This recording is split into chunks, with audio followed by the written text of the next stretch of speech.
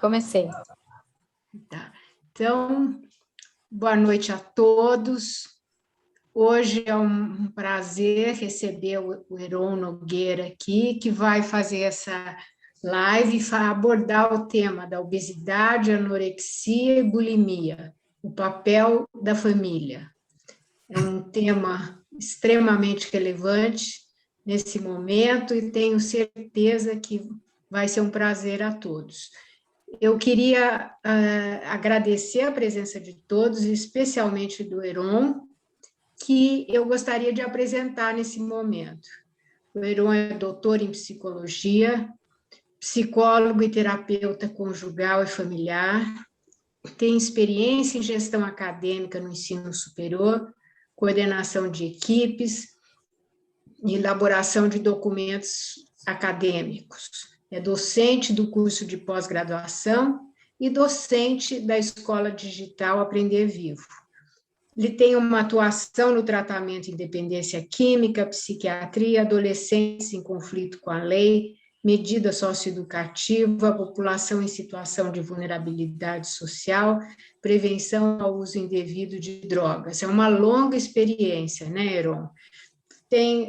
Trabalha com atendimento clínico individual de casais e família e é autor de livros Casal e Família na Atualidade, Desafios, Estratégias e Possíveis Soluções para os Problemas, que foi publicado em 2014 pela Paco Editorial, e Transtornos Alimentares e Obesidade, Pesquisa, Prevenção e Intervenção Psicossocial, publicado em 2018 pela editora CRV. Então, é uma experiência antiga, né? Vai abordar algo que já tem um livro já com alguns anos. Então, acho que é extremamente importante a gente poder ouvir quem tem experiência, quem estudou, quem escreveu, quem refletiu bastante sobre o tema. Tem uma série de outras experiências profissionais, mas acho que isso já dá uma ideia de você, Heron, e toda a sua trajetória profissional. Antes de eu passar a palavra ao Heron, eu gostaria de passar rapidamente para a Isabel Fleury, que vai fazer uma breve apresentação da Escola Digital Aprender Vivo, que está promovendo essa atividade. Olá a todos, eu, na verdade, quero convidá-los a conhecer o nosso website, Aprender Vivo é uma Escola Digital, com curso 100% online. Nós temos uma especialização em terapia de casal, família e psicodrama para grupos, e essa especialização já está em andamento, a primeira turma, e estamos lançando a segunda turma, que começará em outubro. Então, aqueles que tenham interesse, venham conhecer, venham ter mais informações.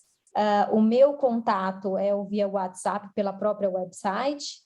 E temos também que agora já começa, na verdade, são as últimas inscrições do nosso curso de redação científica em psicologia, que também é uma novidade e está imperdível, e estamos aqui na reta final, porque começa agora, dia 14 de agosto. Convido a todos a encontrarem, buscar informações e nos perguntar também quais as dúvidas, quais os interesses, para a gente começar esse contato e começar essa possibilidade de aprender juntos, né? Tá ótimo. Heron, então, a palavra está com você. Muito bem, muito obrigado aí pela apresentação, Heloísa, obrigado, Isabel, a todas as convidadas, os convidados aí, as pessoas que se fazem presente nesse evento. Quero agradecer também a Aprender Vivo pela iniciativa. É sempre muito importante a gente debater temas atuais, temas que nos trazem desafios enquanto profissionais, mas que também, enquanto pessoas que trabalham em distintos contextos, em algum momento a gente vai entrar em contato com as questões alimentares, todos nós precisamos nos alimentar, então, de algum modo, a gente tem um interesse sobre o tema. É muito comum as pessoas ainda hoje perguntar sobre a temática. A gente tem visto também bastante iniciativa da imprensa e dar um enfoque cada vez maior para os adoecimentos relacionados às questões alimentares. Então, a ideia de hoje é a gente passar um pouco essa experiência, que já é uma experiência de alguns anos, em pesquisas, em intervenções que realizamos com famílias aqui no Distrito Federal, famílias com crianças, com adolescentes, tanto com transtornos alimentares, quanto com obesidade. A gente vai aprender um pouquinho hoje essa distinção, essa classificação que muitas vezes a gente inclui de forma didática, né, porque ambas, tanto a obesidade quanto os transtornos alimentares, envolvem o comportamento alimentar, mas na perspectiva da classificação diagnóstica são coisas bem diferentes. E também vamos lançar um olhar sobre o papel da família, que é o nosso foco de pesquisa já há muitos anos, é a minha formação. Depois da graduação, eu dei toda uma atenção especial à família em distintos contextos, né? Todos esses contextos que a Heloísa falou aí, a gente sempre pesquisou, atuou, trabalhou com famílias. Então, a minha visão hoje, o meu objetivo hoje é trazer a importância da inclusão da família, tanto no tratamento, quanto na adesão ao tratamento, quanto em outras questões que são importantes a gente considerar a família, e especialmente nessas questões bastante desafiadoras. Então, tem uma apresentaçãozinha aqui, eu vou tentar, se você puder me habilitar, Isabel, para eu poder fazer a apresentação.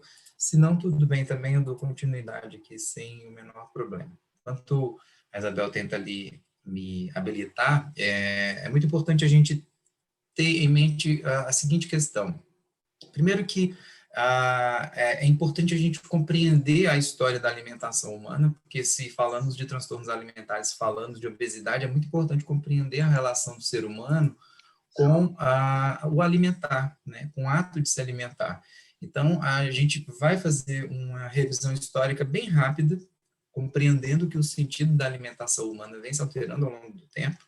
Além do fator biológico, obviamente, a gente tem uma necessidade biológica de se alimentar, mas a gente não se alimenta só do alimento em si. A gente tem outros elementos que estão aí atrelados ao ato de se alimentar, e aí é importante eu trazer um pouquinho hoje essa leitura para que a gente desperte a atenção para algumas armadilhas que muitas vezes a gente cai sem saber, né? Primeiro que essa questão da alimentação humana, obviamente, foi...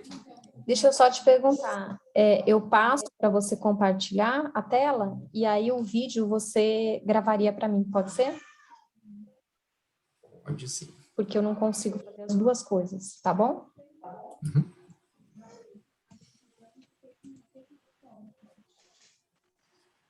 Ok. Começando aqui a gravação. Deixa eu projetar minha tela aqui.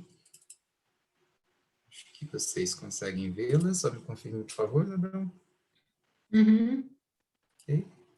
Ótimo. Então, vou trazer um pouquinho aqui, deixa eu só minimizar aqui para vocês não se verem. Muito bem. Se eu estiver estourando o tempo, você me avisa, Isabel, porque eu estou projetando tela aqui, talvez eu não consiga visualizar. Tá joia. Relógio, tá bom? Bom, então, uma questão que é muito importante para quem trabalha com famílias, né, é essa ideia de que, embora a gente esteja falando de doenças, e efetivamente são doenças, e com todo o respeito, o cuidado que merecem o tratamento, essa indicação, essa classificação de doença, quando a gente começa a olhar numa perspectiva sistêmica, o que é a perspectiva sistêmica? É uma abordagem, uma forma de enxergar as questões psicológicas, relacionais, e quando a gente envolve a família no meio disso, a gente não trata a doença como uma doença em si. A gente tem uma visão de compreender esta questão alimentar, a obesidade, os transtornos, como um sintoma de uma família que está adoecida.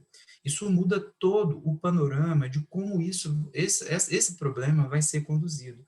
Primeiro que a gente entende também, quando o indivíduo passa por uma dificuldade, esse indivíduo está inserido no sistema familiar, ele, obviamente, que afeta esse sistema familiar na proporção também que é afetado.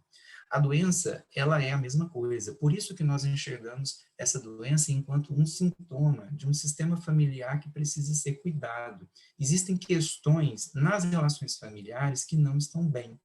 E que se a gente investe na tratativa dessas questões, a gente tem muitos estudos que corroboram com o seguinte panorama. Os sintomas, que são vistos na maioria das vezes como doenças, eles diminuem ou até são extintos. Então, é muito importante fazer essa distinção, porque quem não é da área sistêmica, quem não trabalha com família nessa perspectiva, tende a estranhar um pouco. Como assim não é doença? É doença do ponto de vista diagnóstico, é doença do ponto de vista do tratamento médico, do tratamento nutricional, mas na psicologia, enquanto ferramenta sistêmica, a gente insere essa questão como um sintoma de uma família que está adoecida. Então, estar adoecida significa que ela passa por um processo, mas a gente não trabalha com essa questão do indivíduo. Primeiro que a gente sabe que a família ela é corresponsável pelo desenvolvimento saudável ou não dos seus indivíduos. A família tem uma relevância muito grande, mas é claro que há outros fatores que influenciam nessas questões, né? Existem fatores culturais, sociais e fatores hereditários, fatores biológicos. Então, eu não estou também desconsiderando tudo isso, mas a gente compreende que na medida em que os sistemas familiares são trabalhados, a possibilidade desse indivíduo se engajar no tratamento, dele minimizar os riscos inerentes à doença e melhorar a qualidade de vida é altíssimo. Então, a gente tem vários estudos que mostram isso e eu acho importante essa distinção. Como eu havia dito há pouco, né, compreender a alimentação humana no Brasil e no mundo é bastante importante porque a gente precisa falar da alimentação para entender como que a gente hoje se relaciona com ela, né? Por que esses transtornos, ou melhor, como esses transtornos vieram aparecendo na história da humanidade.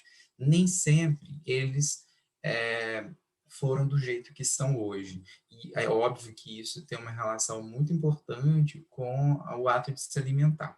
Primeiro que a comensalidade, o que é isso? É o ato de comer, tem significados importantes na nossa sociedade, né? O ato de comer não é só uma alimentação do ponto de vista biológico. Então, existem fatores sociais, valores, signos, significados que são bastante importantes e a gente precisa, então, contextualizar, primeiro que em cada realidade social, em cada cultura, isso tem um significado distinto, e se a gente afunilar um pouco mais, a gente vai entender também que as famílias atribuem significados muito específicos ao ato de comer. Por outro lado, o ato de rejeitar o alimento também tem uma função, um significado muito relevante. Então, dessa maneira, é importante a gente compreender como que a alimentação veio avançando ao longo do tempo, né? Então, primeiro, para o ser humano, a alimentação é também uma necessidade biológica, assim como para os animais, e a gente tem, além disso, principalmente com o advento da Revolução Industrial e, posteriormente, com o avanço das tecnologias na produção em larga escala de alimento, a alimentação é um fator também econômico muito importante no mundo, movimenta muito dinheiro, né? Hoje a produção de alimentos, ela é capaz de alimentar toda a população da Terra, mas é mal distribuída. Então você tem pessoas que passam fome no mesmo planeta que produz alimentos suficiente para todo mundo. Então, tem um fator econômico que está aí, a gente não pode desconsiderar, e isso é algo extremamente importante para fazer a leitura dos contextos sociais, das realidades e dinâmicas de cada família, quando a gente trata desses problemas. E, por fim, não menos importante, esses sentidos culturais sobre os quais eu falei. Então, a gente tem, hoje, se olha distintas culturas em países diferentes, a população da Ásia tem um sentido cultural no ato de se alimentar, por exemplo, a população sul-americana tem um outro sentido cultural. Se a gente lança um olhar só para o Brasil, a gente também tem mudanças, tem distintas situações do ato de se alimentar, né? Se a gente visita uma família hoje, por exemplo, e não oferece um café, uma peta, uma broa, um biscoito, ou qualquer coisa que seja, a gente sai ainda falando mal, né? É como se fizesse parte, na nossa cultura, o alimento está relacionado a essa boa-vinda, a esse acolhimento, a esse carinho, a esse cuidado, a essa sensação de de que você é benquisto, de que você precisa, de algum modo, ser recebido como um alimento, é um sinal, um indicativo de que você é bem-vindo ali. Né? Então, a gente tem, e aí, se você recusa esse alimento, também tem uma implicação social importante. Como assim, né? Está recusando algo que estou te oferecendo com tanto carinho, com tanto esmero. Em outras sociedades, a gente não vê essa força tão grande como aqui, por exemplo, principalmente em Minas Gerais, no Goiás, onde as mesas fartas predominam, né? Então, a gente tem toda uma questão cultural que a gente começou a estudar isso muito recentemente, se tratando de toda a história da alimentação, e esse é um dos fatores que a gente vai mais abordar hoje, porque são os que mais influenciam nas nossas escolhas, ou influenciam na ausência de escolhas no nosso ato de alimentar. E aí a gente chega no que a gente denomina, a literatura denomina os alimentos signos, né? Com toda essa transformação da alimentação humana, né? Antigamente as famílias elas produziam alimentos e consumiam aqueles seus alimentos, né? Ou no máximo trocava com outros produtores ali regionais. Depois da produção em larga escala, muita coisa mudou e das indústrias, das mega indústrias de produtos alimentícios, às vezes não são alimentos no próprio quesito técnico, né, mas são produtos que acabam sendo associados com significados, com sentidos. Então, não é raro a gente ver as grandes redes de refrigerante ou as grandes redes de fast food, por exemplo, patrocinando eventos esportivos. E aí, ao consumir aquele produto, a gente tem também por trás uma força que eleva aquele produto como algo, entre aspas, saudável, como algo que está relacionado a uma atividade saudável, como um evento esportivo, só para citar um exemplo. E a gente acaba ingerindo tudo isso sem ter muita clareza da força que a mídia tem de transformar produtos do que a gente denomina de alimentos signos. É como se a gente estivesse mais interessado em consumir valores que são atrelados àqueles produtos, ao invés de consumir o alimento em si, ao produto em si, preocupado com o que ele é, o que ele nos apresenta enquanto seus nutrientes e por aí vai. Então, essa questão dos alimentos signos é bastante recente e cada vez mais a gente percebe uma riqueza no que diz respeito à associação de valores a produtos que são paupérrimos do ponto de vista nutritivo, associados a eventos esportivos, ou eventos saudáveis, ou coisas do tipo.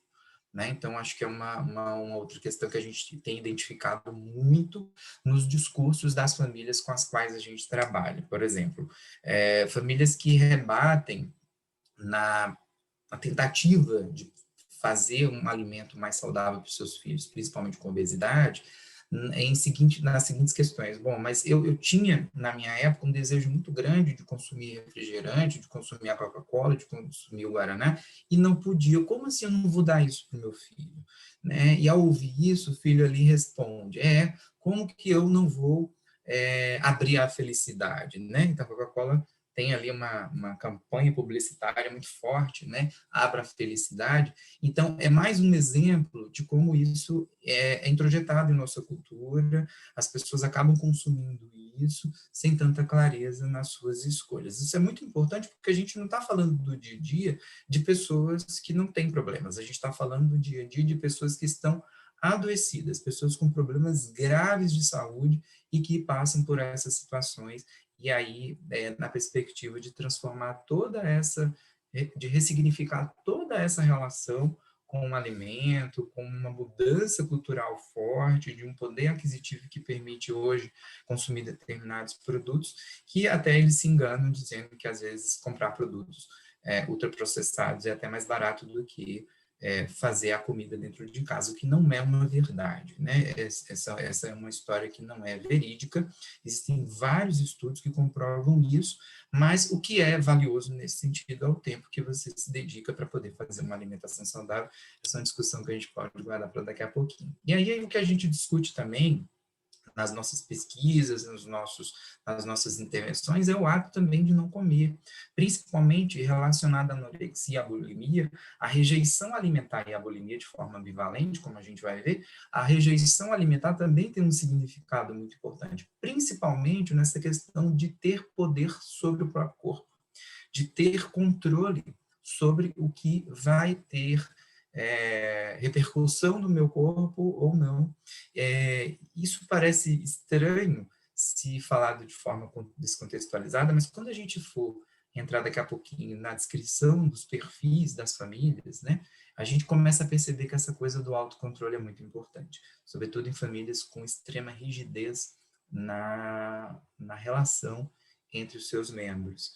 Então, é também um tema que vem ganhando bastante significado, né, quando a gente começa a considerar essas questões. Bom, e aí a gente faz rapidamente um percurso aqui, lá na civilização grega, a alimentação, ela era muito relacionada ao aspecto religioso, ao aspecto de também diferenciação dos humanos para os não humanos, né, os deuses principalmente. Então, tinha um conjunto de alimentos que eram específicos dos humanos e um conjunto de alimentos que eram destinados, por exemplo, em rituais para os deuses. Essa era uma distinção muito clara do que podia e não podia se comer, em detrimento de um sentido religioso muito forte, no sentido da questão, inclusive mitológica. A gente tem várias questões na mitologia que mostram muito essa relação da alimentação na civilização grega.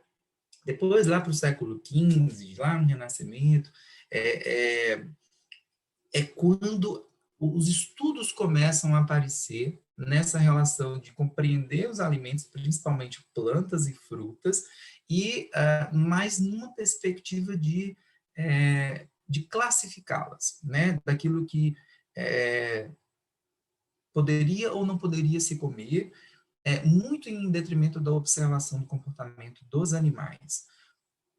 Nenhum estudo ainda relacionando o ato de se alimentar, de comer determinados alimentos, com a nutrição humana. Isso só vai acontecer aqui no século XVIII e no século XIX. Voltando aqui para o Renascimento, só para citar, a História das Plantas e a História dos Frutos são dois títulos de livros que foram publicados, respectivamente, em 1542 e 1552. Então, nessa perspectiva de classificação e apresentação, né, dos recursos das plantas e das frutas. Aí sim, nos séculos XVIII e XIX, a medicina, ela começou a catalogar, ela começou a fazer um censo referente ao que as pessoas comiam e relatavam passar mal, o que comiam e se sentiam bem, revigoradas e tudo mais.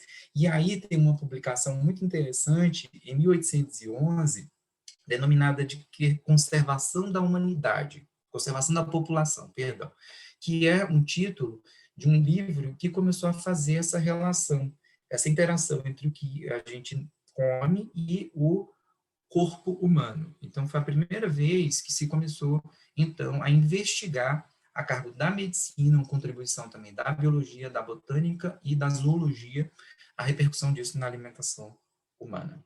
E aí a gente chega no século XX, né? O século XX, com todo esse advento que eu falei da grande produção da alimentação, esse intercâmbio com outras populações, né? Hoje a gente consegue comer uma comida de qualquer lugar do mundo, antes não, antes a gente mal conseguia comer produtos regionais, né? Mesmo assim exigia um deslocamento. Então, no século XX não, no século XX já tem aí uma questão bastante importante de intercâmbio de alimentos, né?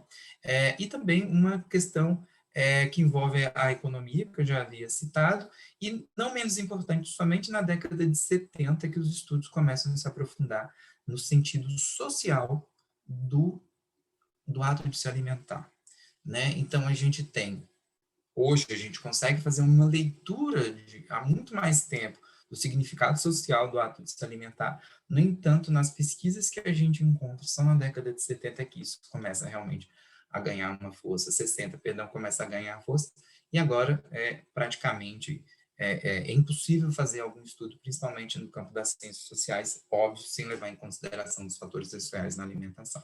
E aqui eu chego numa parte em que eu vou fazer uma breve distinção do que é a obesidade, da anorexia e bulimia, né? As pessoas costumam colocar tudo isso dentro do mesmo bojo, mas a gente tem uma distinção.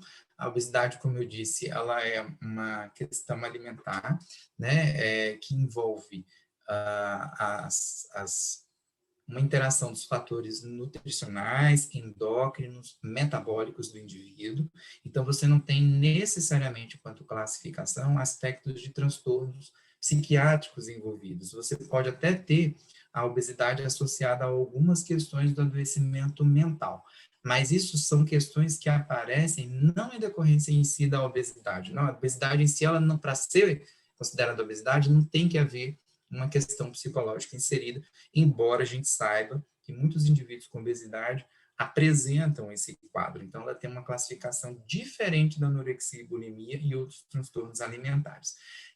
Mas aí, a gente tem alguns critérios para o indivíduo ser classificado como obeso, para ser classificado como sobrepeso, tudo mais. Um dos critérios é o MC, como a maioria da gente conhece, isso no caso dos adultos, criança e adolescente é um outro cálculo que entra. Então, a gente tem a obesidade enquanto uma questão alimentar que é de fácil identificação no que diz respeito a você identificar visualmente quem tem uma possibilidade de estar obeso, ou está classificado como obeso, obesidade mórbida e tudo mais. E você tem também pessoas com problemas, outros problemas de saúde, né? Então, não é porque o indivíduo está obeso, principalmente criança, que a gente tende a achar bonitinho uma criança gorda. Depois, quando a criança vai crescendo, e é um problema de saúde, a gente minimiza isso como sendo algo bonitinho, é fofinho, e depois a coisa ganha uma outra repercussão, né? E aí a gente não pode deixar de considerar que muitas pessoas obesas, elas têm grandes problemas de desnutrição, de diabetes e vários outros problemas de saúde associados à obesidade. Bom, e aí a gente tem os transtornos alimentares, os mais comuns são a anorexia nervosa e a bulimia nervosa, né? Elas são inseridas como critério diagnóstico, a gente encontra anorexia, bulimia e outros transtornos alimentares no DSM-5, tem lá, né, é uma questão psiquiátrica importante, então a gente tem, são doenças psiquiátricas, né, caracterizadas por esse distúrbio no comportamento alimentar. Então, são inseridas em alguns estudos, até em temas como essa nossa live de hoje, de forma conjunta, porque ambas estão relacionadas ao comportamento alimentar. Mas na anorexia e na bulimia, eu tenho uma distorção do real, principalmente na anorexia, em que o indivíduo não se vê magro. Por mais que haja uma recusa extrema de alimentos, nos casos mais graves até de água, o indivíduo não consegue se enxergar magro. A anorexia, ela aparece muito facilmente, tem vários critérios de classificação para poder diagnosticar, mas há um problema de desnutrição muito grave. As mulheres deixam de menstruar, há uma queda no cabelo, quebra as unhas, a pele fica desidratada e começa a ter uma série de problemas hepáticos e de outras naturezas na anorexia. O indivíduo, ele precisa ser nutrido, mas se recusa. Geralmente, antigamente envolvia uma parcela muito específica, né? Então era comum a gente associar a anorexia com mulheres, principalmente bailarinas ou modelos, em contextos. Hoje não, o quadro da anorexia hoje ele é outro. Além da gente ter uma proporção quase que equilibrada entre meninas e meninos, porque aumentou muito o aparecimento da anorexia em meninos, a gente tem uma incidência cada vez mais cedo em crianças, meninos com 8, 9 anos, meninas também com 7, 8, 9, 10 anos, que já apresentam um quadro de anorexia. Em estudos mais lá da década de 80, década de 90, a gente encontrava uma população praticamente de adolescentes que tinham uma anorexia diagnosticada e hoje cada vez mais cedo. Uma outra questão é que não se resume mais a esses contextos de moda ou de dança. Você encontra anorexia hoje em distintos contextos, em qualquer meio social que não tenha nenhuma relação, inclusive, com a moda ou com a dança. A bulimia é uma relação, só para completar a questão da anorexia, ela foi catalogada, identificada lá, principalmente em estudos feitos com freiras, né, religiosas, depois ali na época da Idade Média, um pouquinho depois, onde se associava muito ao ato da repulsa alimentar à santidade. Então, quanto mais tempo que elas religiosas deixavam de comer e sobreviviam, isso tinha um valor religioso muito grande, e é como se elas fossem consideradas como santas, né, mais próximas de Deus.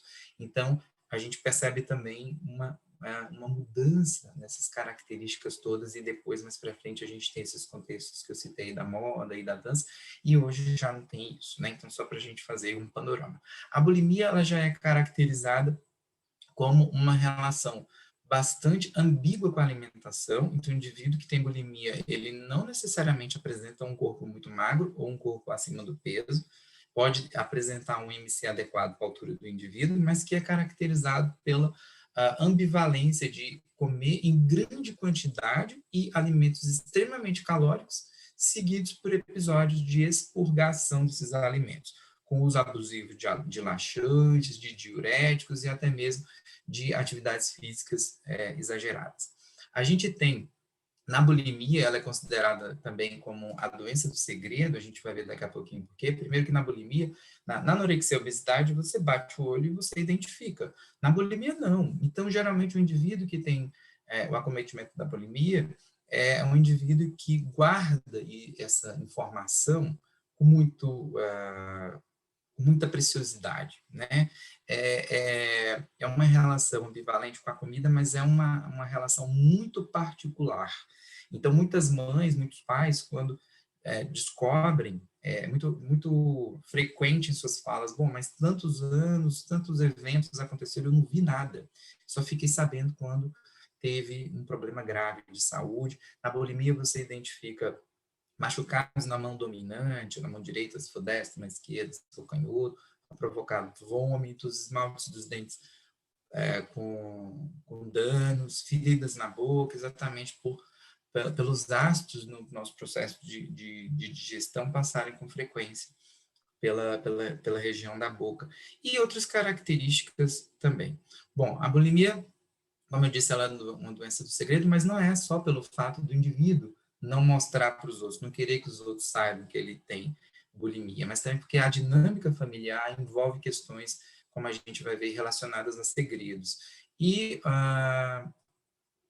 Bom, e aí a gente tem outras características, são muitas, só para citar, tem outros transtornos alimentares hoje em dia, como a vigorexia, que é o excesso, né, a obsessão por um corpo perfeito, e o indivíduo entra num processo de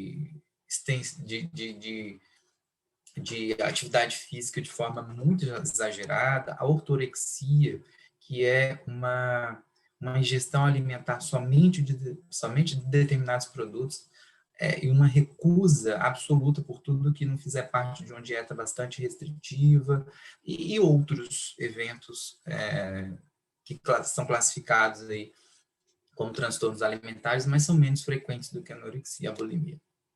Bom, agora eu vou dar um panorama no que a gente encontra nessas famílias com indivíduos com obesidade, com indivíduos com anorexia e com indivíduos com bulimia.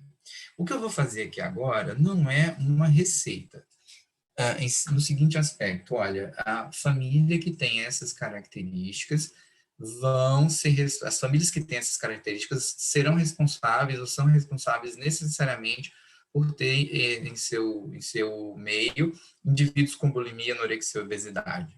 Não, é uma leitura do inverso. Em famílias com indivíduos obesos, por exemplo, nós encontramos esse perfil de dinâmica. Em famílias com bulimia e anorexia, nós encontramos também esse perfil de dinâmica. Então, é uma leitura do inverso, para que a gente não caia numa ideia de que as famílias que têm essas características são famílias que são responsáveis por, entre aspas, produzir indivíduos com essas doenças. Não é isso, né? É só para que a gente comece a conhecer bem como que essas famílias funcionam. A partir desse conhecimento, a gente consegue fazer intervenções nos pontos que a gente precisa, tá? Então, é nessa perspectiva. É incomum a gente encontrar em famílias com indivíduos com obesidade as fronteiras externas muito difusas, internas muito difusas, as externas muito rígidas. O que isso quer dizer? São famílias que tendem a ter uma relação com o meio social mais amplo, fechada. Uma relação em que se permite a entrada de outros indivíduos de forma muito seletiva, quando o permitem.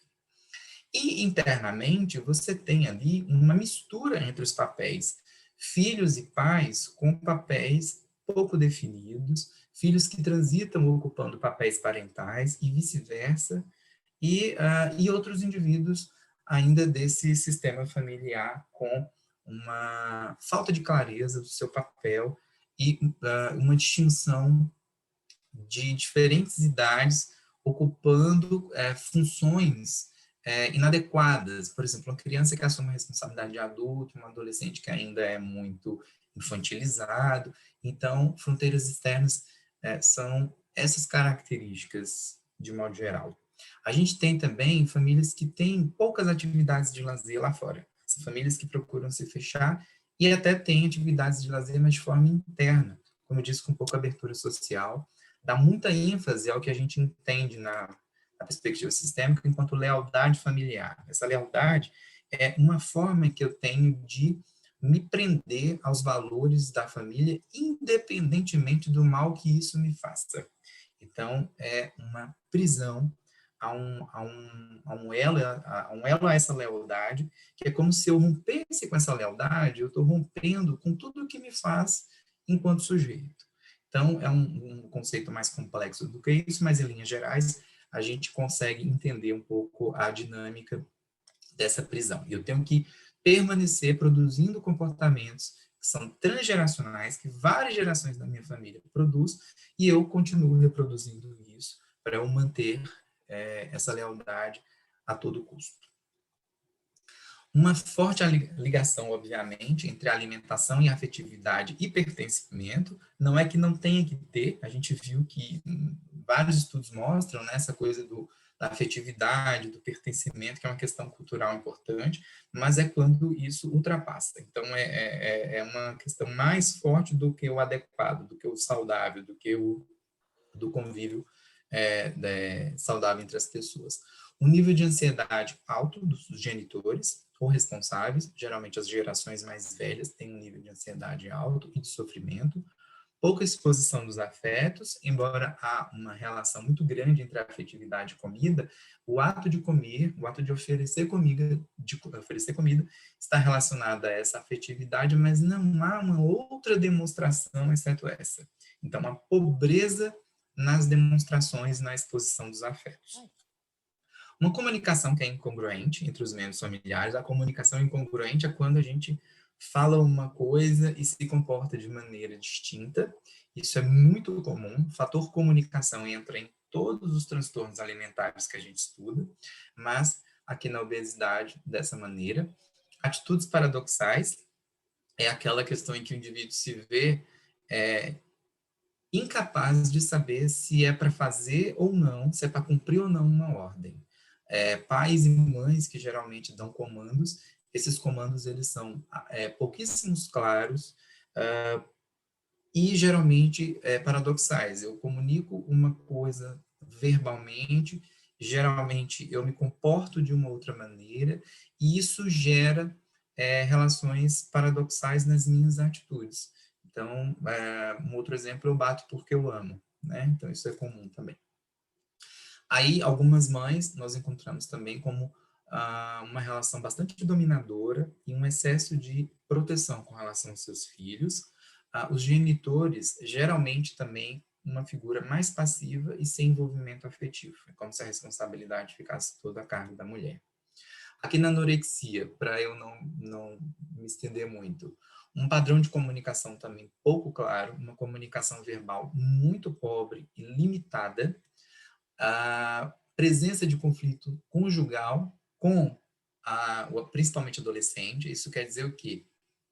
O casal envolve muito o ou a adolescente nas suas questões conjugais.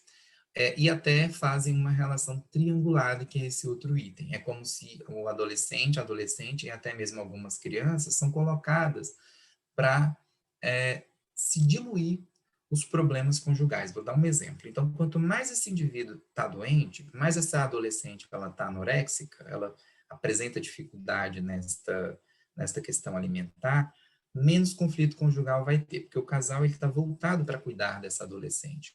Quando essa adolescente começa a melhorar o seu sintoma, o casal volta a entrar em conflito, há um risco desse casamento se romper e automaticamente os sintomas voltam com muita força, como se submetesse a saúde em sacrifício da preservação da relação conjugal. Gente, essa é uma leitura de comportamentos que não são tão conscientes, ok? São relações que se estabelecem dessa maneira e os indivíduos começam a perceber isso com um acompanhamento. Depois, a gente tem negligência dos pais com as necessidades, principalmente da fase da adolescência, que é uma fase, como o Bowen diz, da individuação. O indivíduo precisa experimentar em outros meios as suas necessidades de adolescente, mas geralmente os pais negligenciam essas necessidades com uma rigidez muito grande, voltando essas necessidades para dentro de casa. Presença de depressão, principalmente nas mães, mães que são muito dependentes afetivamente das filhas, é uma relação um pouco diferente com os filhos, então uma relação de dependência quase que simbiótica das filhas. Quando é com relação aos meninos, deixa eu só chegar nele aqui, geralmente há uma dificuldade de dar autonomia e independência para esses meninos, e com as meninas é essa dependência afetiva. Fronteiras internas difusas, bem parecido nesse aspecto lá com a obesidade. Evitação de conflitos, como se a família não tivesse competência, capacidade, ou não quisesse, não tivesse condições emocionais de resolver seus conflitos. Varrer a sujeira para debaixo do tapete. Ao evitar resolver os conflitos, eu evito várias outras coisas, mas eu preciso, então, resolver o problema da doença desse menino ou dessa menina. Então, percebam que eu não tenho tempo, não tenho condições de resolver os outros problemas, e não são poucos, né? Começam na esfera conjugal e há questões transgeracionais também que a gente percebe. Uma ligação intensa dessa mãe com os meninos, com os filhos, e a existência de problemas alimentares em outros membros da família, e também em outras gerações da família. Então, a gente percebe esse padrão, de modo geral, nas famílias com indivíduos com anorexia. Lembrando que para a gente ter acesso a essas famílias com anorexia é bastante difícil, porque são pessoas que recusam o tratamento. Então, via de regra, a gente conseguia acesso e conseguia estudar essas famílias com encaminhamentos já com pessoas que estavam hospitalizadas.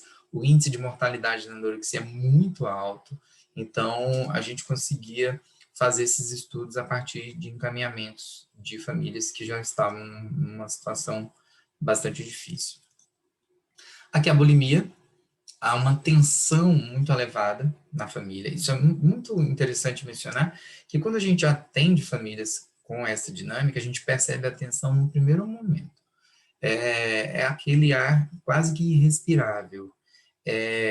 Quando a gente recebe essa família, é como se houvesse entre eles uma tensão permanente, e nós, enquanto profissionais, não temos como passar ileso disso. A gente percebe essa tensão no ar, e depois isso se traduz efetivamente nas discussões, nas questões internas, no nível de baixa resolução dos seus problemas, das suas conversas, das suas dificuldades e tudo mais. Uma exigência parental muito grande, né? Então, há um nível de exigência exagerado com relação aos filhos, principalmente crianças e adolescentes.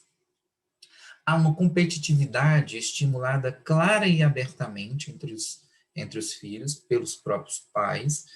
Tá vendo? Você não presta, só seu irmão que me dá orgulho, nada que você faz tá bom, né? Então, você nunca vai ser igual ao seu irmão.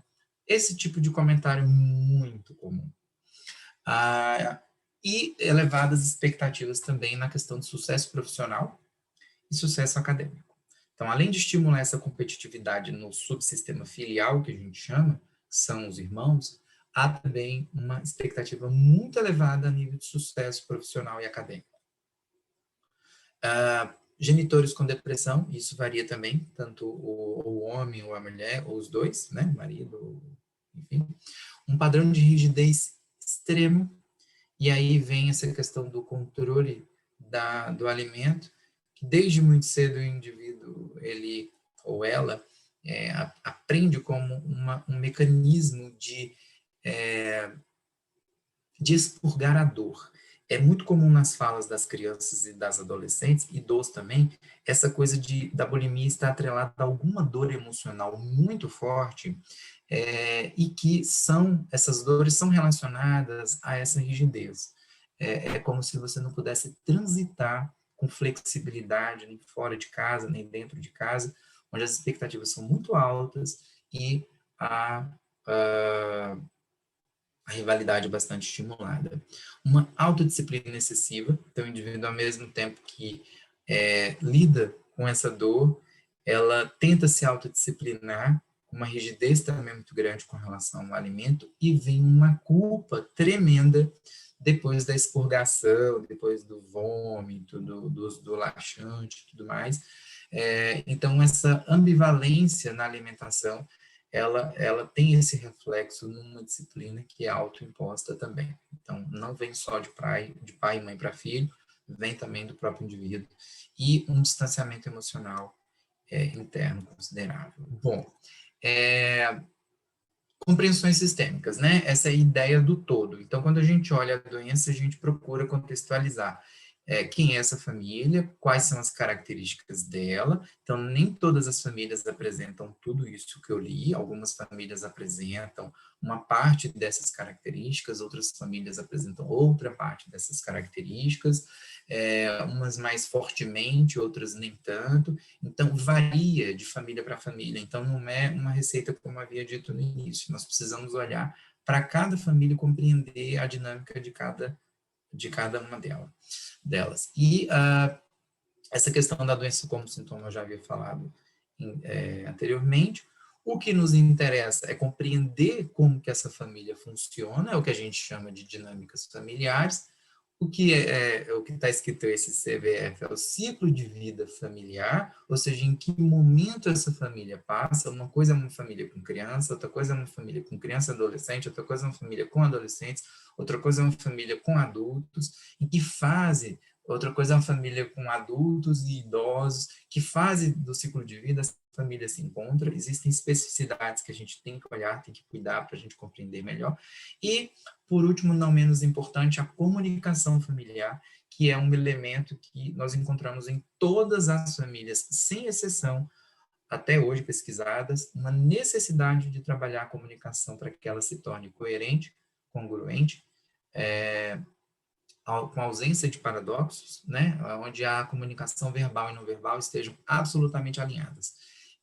E alguns recursos dentro da comunicação, que é estabelecer na família o que a gente chama de metacomunicar, que é falar sobre a comunicação, e essas famílias têm, então, aí, nesses itens aí, algumas ferramentas que a gente costuma trabalhar com elas. Tá? Entra também, primeiro, o acolhimento dessa família, né, e da família mesmo, para com o indivíduo que tem o adoecimento, que está com um sintoma. Já são famílias que vêm geralmente muito debilitadas, já passaram por várias tentativas de tratamento, muitas coisas não deram certo, né, e ela entra, então, como um papel de, primeiro, fortalecer suas habilidades e competências, para que ela também compreenda essa relação dela, da família, com a própria doença daquele indivíduo, e sensibilize não só aquele indivíduo, mas também a todos que participem da adesão aos tratamentos. Lembrando que, na ausência do indivíduo com sintoma, da pessoa com bulimia, com anorexia, com a própria obesidade, o tratamento com a família também se mostra eficaz, onde a gente entende que, se a gente mexe com uma das peças desse complexo sistema, a gente interfere no todo. Isso vale também para o tratamento, ok? Depois, uma reorganização dessas dinâmicas. Então, a gente não vai nem se preocupar tanto com a questão da doença em si. É claro que a gente considera, respeita e, enfim, faz todas as tratativas referentes a doença, mas o nosso foco é em trabalhar essas questões que eu tentei trazer para vocês, onde as famílias vão se reorganizar para entender quais são as dinâmicas que mantêm esse sintoma.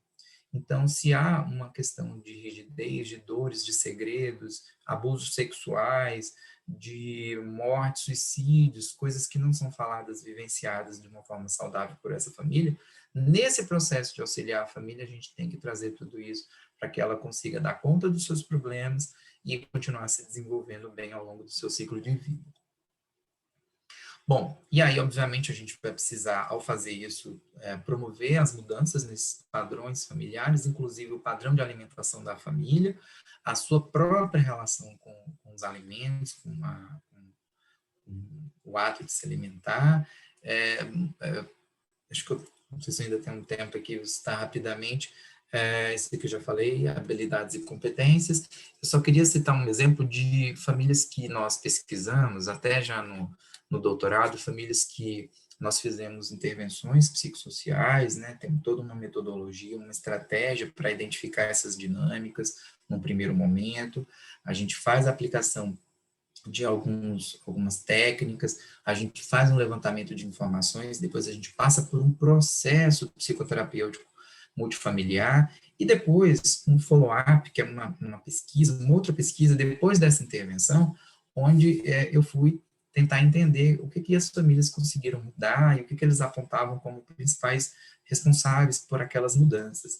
E era muito interessante que a família inteira, para ela conseguir, principalmente na obesidade, entrar num processo de saúde, o envolvimento de toda a família favorecia muito aquele indivíduo que estava com obesidade. Algumas crianças e adolescentes eu nem reconheci. E foram famílias que ficaram comigo durante 6 meses, praticamente, numa intervenção bem consistente, e quando eu fiz o follow-up, eu praticamente não consegui reconhecer algumas crianças e adolescentes, porque eu já tinha emagrecido muito, estava com um outro padrão, e a presença de toda a família nessas mudanças favorece muito nessa relação com o alimento, assim também com os transtornos alimentares, né, onde o envolvimento com a alimentação se dá de uma outra maneira, que na obesidade eu tenho uma oferta excessiva de comida, uma ausência de limites, até uma outra característica que não está aí, a ausência de limites paternos e tudo mais, e aqui na anorexia já tem uma rigidez, um controle, quase que uma negligência com o ato de se alimentar, embora alguns pais, claro, vão entrar em desespero quando se dão conta da gravidade das doenças.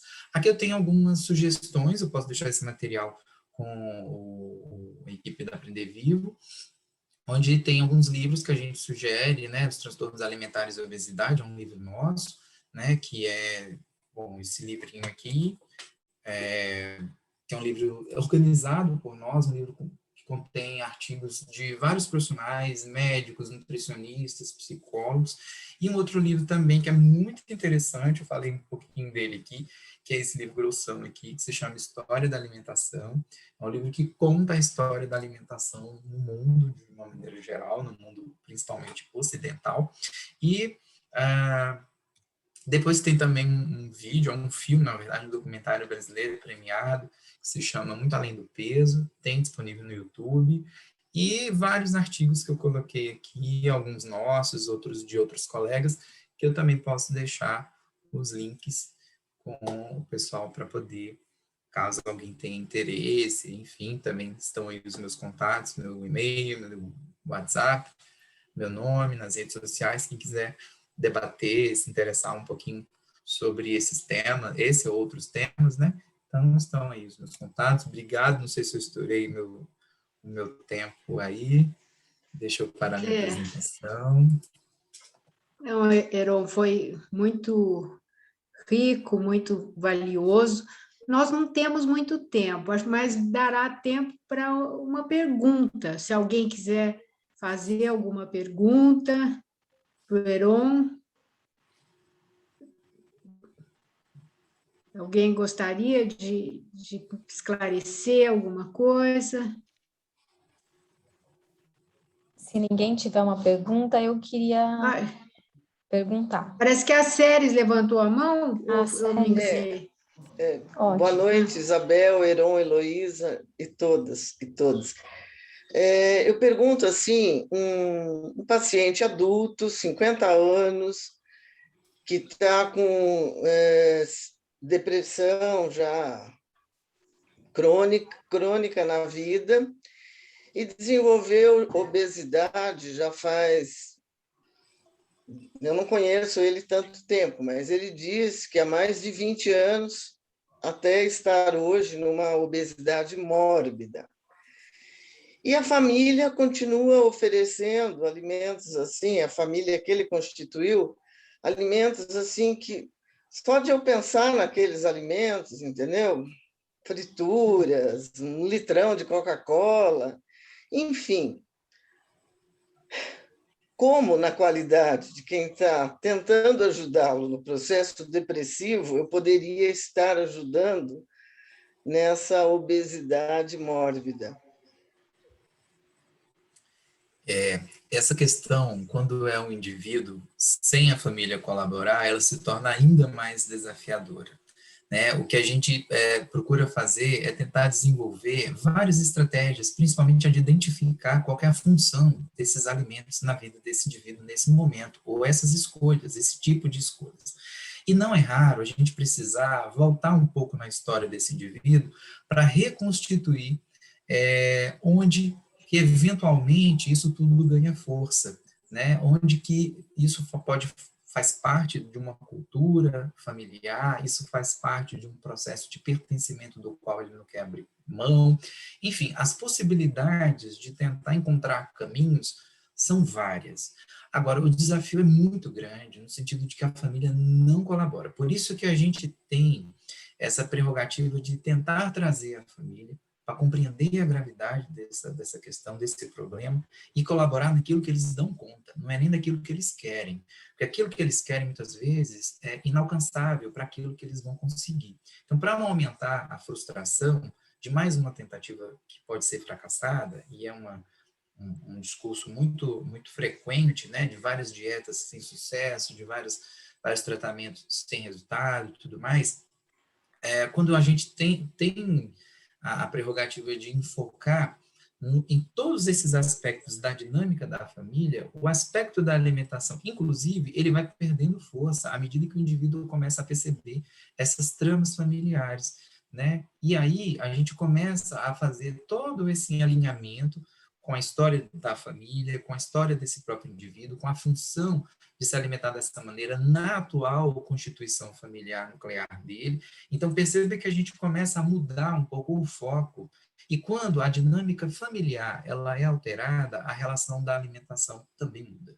Então, eu estou tentando sintetizar aqui, parece algo muito fácil, muito didático, muito simples, mas não é, né? São caminhos possíveis onde você vai, na busca com aquele indivíduo, ou tentar encontrar algo que, essas questões todas que não estão, talvez de forma tão direta com a alimentação, mas são um pano de fundo que podem alimentar, né, entre aspas, aí, esse tipo de comportamento danoso. Ótimo. Isabel, você queria fazer uma pergunta? Vai ser a última, até. Se não tiver mais ninguém, na verdade, eu queria contar que eu fiquei um pouco em choque, imaginar crianças de 7, 8, 9 anos trazendo essa questão. Até porque eu estou falando da minha própria experiência, então eu tenho filhos pequenos, né? E a gente sabe como mãe que alguns comem, outros não. Eu tenho gêmeos. Um come, tem 1 ano, vão fazer 1 aninho. Um come, o outro não come. Então, assim, se trata da mesma forma, são crianças bem pequenininhas e tal. E também tem uma menina que está com 4 anos, mas assim, sempre tive a questão alimentar. Ai, ela come muito mal, ela não experimenta tudo, aquela confusão na mesa, e eu imagino que muitos vivenciam o que eu estou vivendo. Mas eu estou imaginando, aos 7 anos, de repente, o problema, porque ele vem vindo, né? E aparentemente você fala assim, a criança, ela vai amadurecendo, ela vai melhorar, você vai ficar na perspectiva, vai melhorar, vai experimentar, ela vai comer mais e tal. Então, na verdade, eu queria te perguntar assim, como assim identificar com 7 anos não é muito cedo para dizer a criança ali realmente está fora do normal, ou isso vem mais da questão clínica, né? Porque daí a criança apresenta alguma deficiência, é isso? Exatamente, é uma distinção importante a se fazer, que é o comportamento alimentar inadequado, e muitas crianças passam por isso, de um transtorno alimentar. Então, aí a gente já está falando de uma classificação diagnóstica que envolve, inclusive, uma distorção da sua própria percepção. Então, é diferente isso que eu estou falando de não gostar muito de comer determinados alimentos ou comer mal, né? Todo esse processo de experimentação que muitos pais sofrem bastante com relação à alimentação dos filhos. Então, não é que os filhos comem mal que vão ter uma consequência de um transtorno alimentar, por exemplo. É muito mais um fundo emocional composto por traumas, por vivências familiares muito difíceis, por questões que são absolutamente patologizantes do que um comportamento alimentar como o que você descreveu. Então, é bem importante a gente ter essa distinção. Então, aqueles critérios diagnósticos todos lá, eles não se aplicam, eles não vão corroborar com o comportamento alimentar inadequado, por exemplo. Porque aí pode ter algum outro problema nutritivo, uma questão ali pontual que pode ser resolvida facilmente, se for o caso daquelas crianças que realmente têm uma recusa grande. Mas, de modo geral, a gente costuma também orientar muitos pais que quem compra e quem dá o alimento geralmente são os pais. E aí eles precisam, sim, participar muito fortemente de toda uma constituição de consciência e da relação com o alimento. Nenhuma criança ela vai morrer de fome se ela tiver à disposição dela ali os alimentos que ela deve comer, né? Então, isso é bastante discutido, os nutricionistas têm mais gabarito para falar sobre isso do que eu, mas é possível, sim, você estabelecer as pazes com os alimentos a partir de um processo de reeducação de toda a família. E aí, mesmo a despeito disso, ainda algumas crianças, adolescentes podem apresentar um comportamento alimentar X ou Y, né, que os diferencia dos transtornos, que são questões psiquiátricas graves. E aí, nesses casos, sim, tem problemas clínicos muito sérios e associados a questões psiquiátricas, não só clínicas, mas as questões psiquiátricas mesmo. Acho que nessa linha, a Rosália Lança, de Portugal, está aqui, entre outros elogios, está dizendo que tem um cliente, um menino de 12 anos com anorexia grave, e que já esteve 3 meses internado e continua rejeitando o alimento. Né? Eu acho que é bem o que você acabou de falar, de quanto que aí já entram outros fatores agravando a situação. Né? E aí, obrigado pela presença, Rosália. Eu acho que é importante olhar para essa composição de perfil nas dinâmicas familiares, porque quando a gente já tem isso na literatura descrito, funciona para nós, da clínica, como um norte, né? São elementos que a gente pode trabalhar com essas pessoas e que não tem... o alimento deixa de ser o tema principal, né, do trabalho, do tratamento, e passa a ser toda essa relação enfrentada em casa.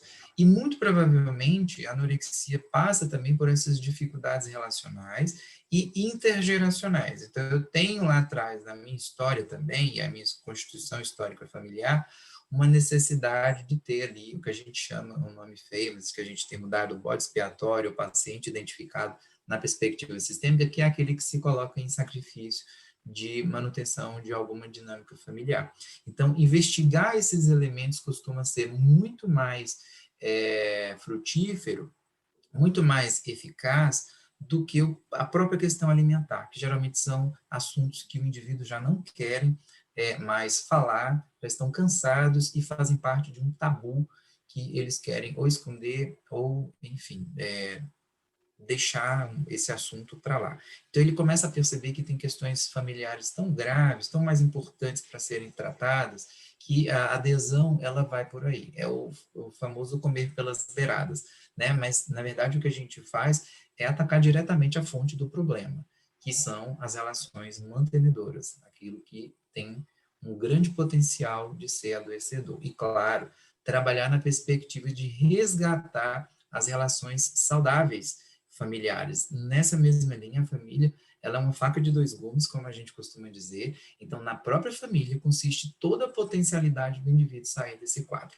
Então, existem, com certeza, figuras, ainda que não tão próximas, familiares que vão ter uma relação muito positiva com esse indivíduo e a gente precisa fortalecer essas relações também é um outro caminho. Eu teria 1 milhão de coisas para falar sobre isso, Rosália, me desculpe, mas em função do tempo, eu preciso ser bem rápido. Nós estamos já finalizando, a Ieda está aqui também parabenizando, a Ana Braga também parabenizando pelo esclarecimento, a Ieda Dorfman também parabenizando, dizendo que trabalha com transtorno alimentar, com um grupo multiprofissional. A Rosália agradece. Então, acho que a gente vai encerrando aqui o nosso evento, compartilhando esses agradecimentos e te parabenizando, Heron, pelos esclarecimentos, pela clareza da sua contextualização da situação familiar, de quanto é importante ter esse olhar sistêmico, ampliado sobre o quadro. Então, eu queria agradecer muito a presença de todos, agradecer, Heron, pela sua colocação, e nós estamos aqui encerrando, então, essa nossa live, e convidando vocês para visitem o site da Aprender Vivo, e aprendervivo.online, para que possam ver as outras promoções, assistirem outras lives, que a gente tem buscado ter esse papel informativo, formativo, que possa colaborar tanto para as pessoas interessadas no tema, profissionais, para todos. Então, muito obrigada a todos e boa noite.